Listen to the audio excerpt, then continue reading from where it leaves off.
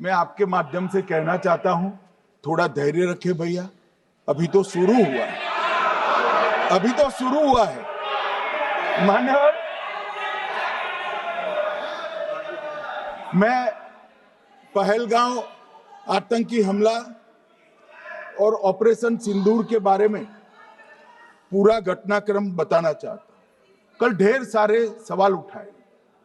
वैसे तो मुझे लगता था कि कल रक्षा मंत्री जी के भाषण के बाद शायद कांग्रेस पार्टी सपोर्ट में भाषण देना शुरू करेगी और अगर थोड़ी बहुत जनता की इच्छा की परख होती तो वो ही करते, मगर नहीं करा, क्योंकि रक्षा मंत्री जी ने बहुत बारीकी से ऑपरेशन सिंदूर की सफलता, इसकी जरूरियात, इसकी प्रासंगिकता और इसके परिणाम, इसके बारे में बहुत अच्छे तरीके से सदन के माध्यम से पूरी देश की जनता के सामने रखा जाए।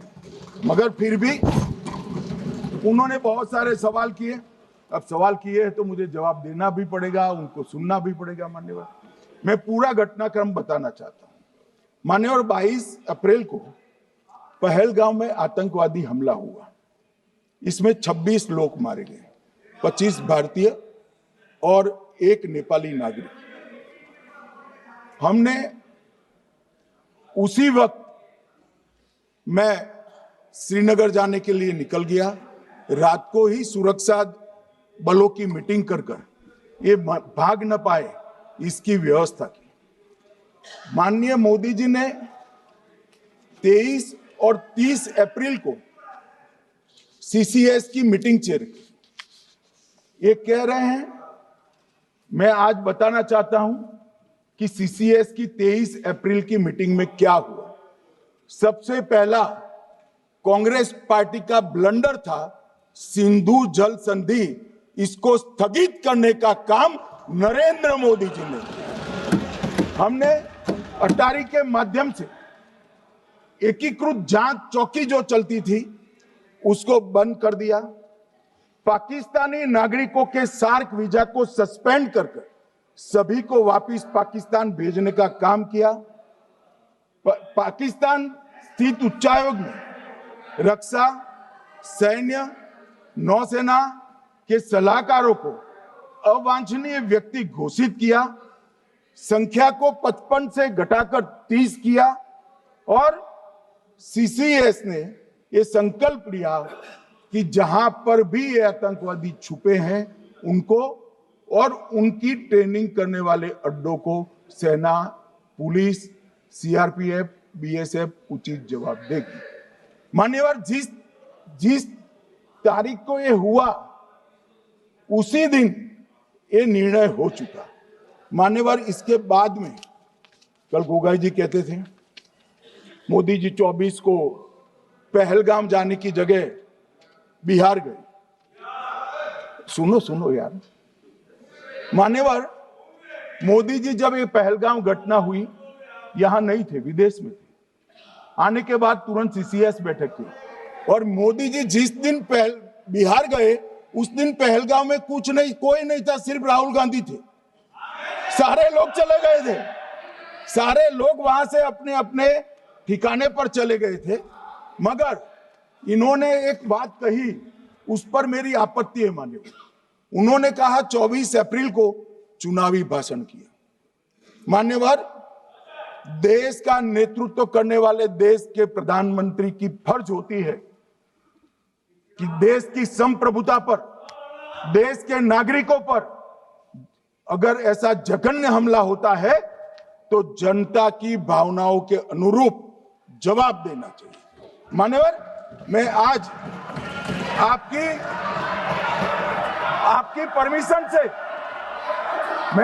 परमिशन से मोदी जी के बिहार भाषण के कुछ अंश पढ़ना चाहता हूं।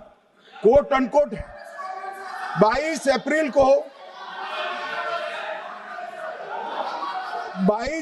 को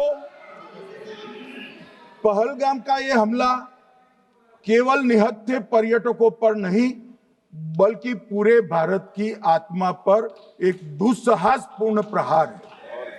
आतंकवाद के प्रति दृढ़ और कड़ा रुख आतंकियों और इसके हमले की साजिश रखने वालों की कल्पना से भी बढ़कर उनको सजा दी जाए।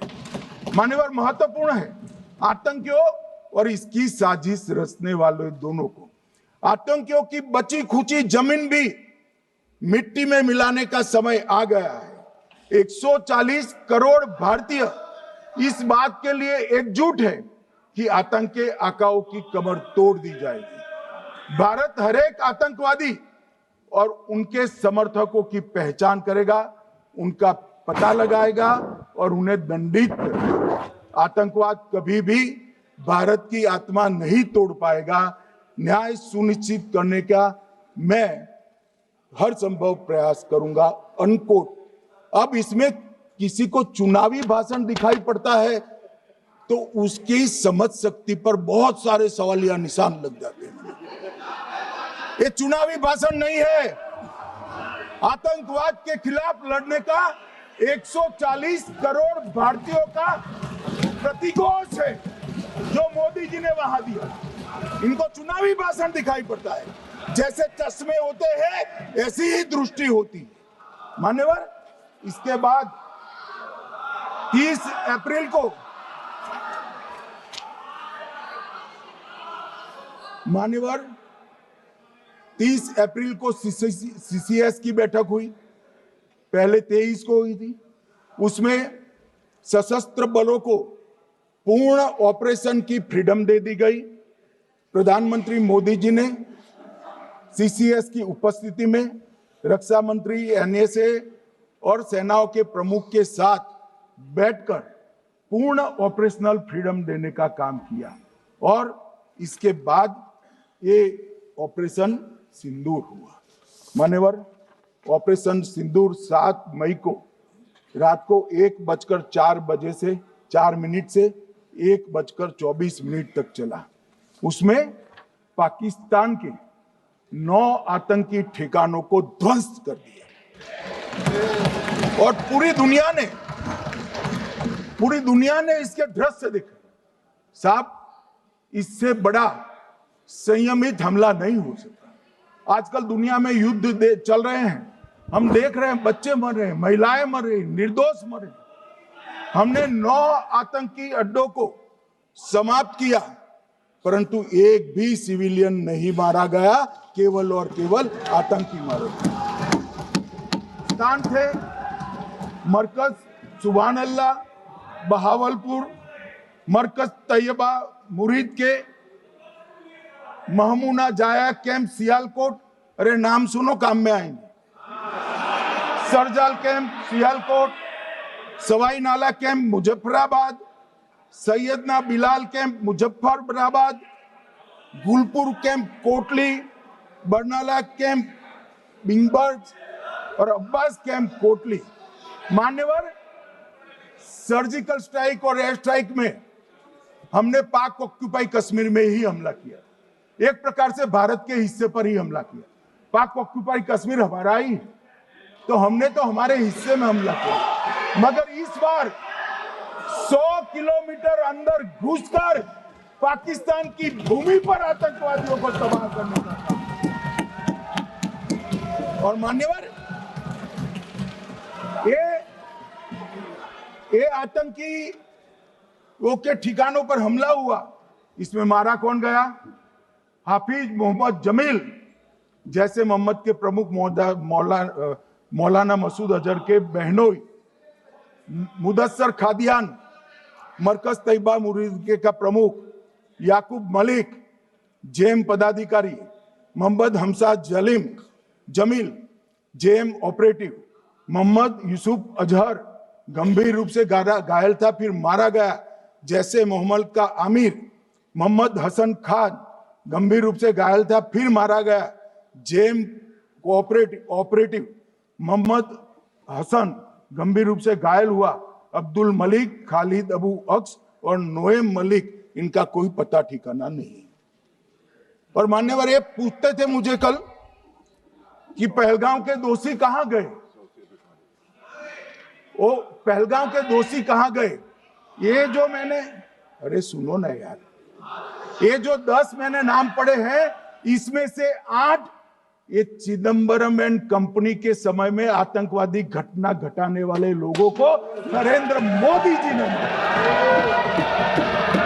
ये हमें पूछते कहां गए? अरे भाई, आपके समय में जो छुप गए थे उनको चुन चुन कर हमारी सेना ने समाप्त कर दिया है। और ये 10 नहीं, कल राजनाथ जी घबराते घबराते बोले हैं, अब ऑथेंटिक शब्द का है, मैं बढ़ा नहीं सकता, मगर कम से कम 100 लोगों को हमारी सेना ने समाप्त, 100 से अधिक लोगों को हमारी सेना ने समाप्त करने का काम। मान्यवर, और इस पर भी गर्व नहीं कर सकते आप? इस पर भी गर्व नहीं कर सकते?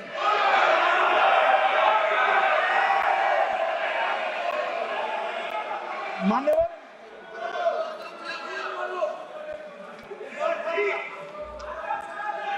मान्यवर 7 मई को 1:26 पर 22 मिनट पर ये हमारा काम समाप्त हो गया। हमारे डीजीएमओ ने उनके डीजीएमओ को बता दिया कि भाई हमने आतंकवादी हमलों पर स्थानों पर सिर्फ हमला किया है, इनके हेडक्वार्टर पर हमला किया है, जो हमारा आत्मरक्षा का अधिकार है। पूरी दुनिया इसको एक्नॉलेज करती है। ऐसा नहीं हो सकता है मनमोहन सिंह के समय की तरह कि वो आकर मारेंगे और हम चुपचाप बैठे रहेंगे और जाकर चर्चा करेंगे। ये नरेंद्र मोदी सरकार, ऐसा नहीं हो सकता। डोजियर भेजते रहेंगे। मान्यवर, उरी में हमला हुआ, हमने सर्जिकल स्ट्राइक किया।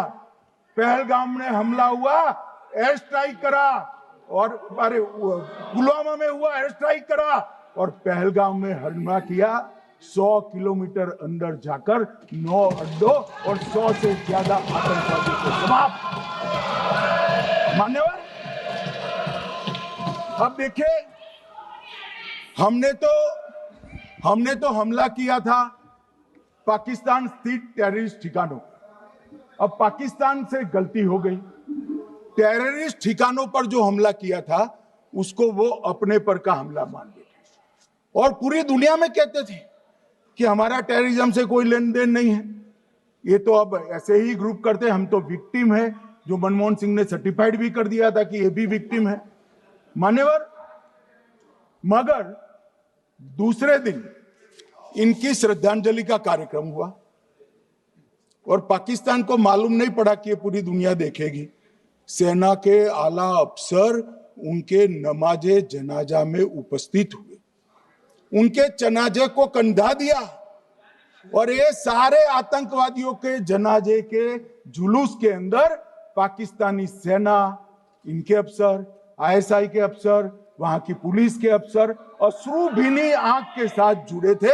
और मान्यवर, ये सिंदूर ने पाकिस्तान को पूरी दुनिया में एक्सपोज कर दिया कि पाकिस्तान के अंदर टेररिज्म स्टेट स्पॉन्सर्ड टेररिज्म है। ये पूरी तरह से, मान्यवर, पूरी तरह से एक्सपोज हो गया। 8 मई को पाकिस्तान ने हमारे रिहायशी इलाकों में हमला किया, हमारे सेना के अड्डों पर हमला किया, मगर एक भी मिसाइल से उनका कुछ नुकसान नहीं कर पाई। बहुत नजदीक से की हुई गोलाबारी के कारण हमारे गुरुद्वारा टूटा, एक मंदिर टूटा, कुछ हमारे नागरिक हताहत हुए। और दूसरे दिन 9 मई को मोदी जी ने सेना को हुक्म दिया, एक मीटिंग करी, राजनाथ जी, मोदी जी, एनएसए, सेना के सारे अध्यक्ष, और जवाब देने का तय किया और उनके 11 एयरबेस को क्षतिग्रस्त करने का काम किया। मान्यवर, 8 एयरबेस इतने सटीक तरीके से तोड़े गए, पाकिस्तान की पूरी एयर डिफेंस सिस्टम धरी की धरी रह गई, कुछ नहीं कर पाई। नूर खान चकलाला एयरबेस तोड़ दिया गया, मुरीद तोड़ दिया गया, सुगुर्दा तोड़ दिया गया, रफीकी तोड़ दिया गया, रहीम यार खान तोड़ दिया गया, जकोबाबाद तोड़ दिया गया, सुक्कुर और भोलारी भी तोड़ दिया। और सुखपुर, लाहौर, अरिफवाला, चुनेन, झकोकाबाद और नया चोर, ये 6 रडार सिस्टम भी उनके पूरी तरह से ध्वस्त कर दिए। 2 surface to air guided weapon Lahore और ओकारा में इनका जखीरा भी समाप्त कर दिया गया। और मान्यवर,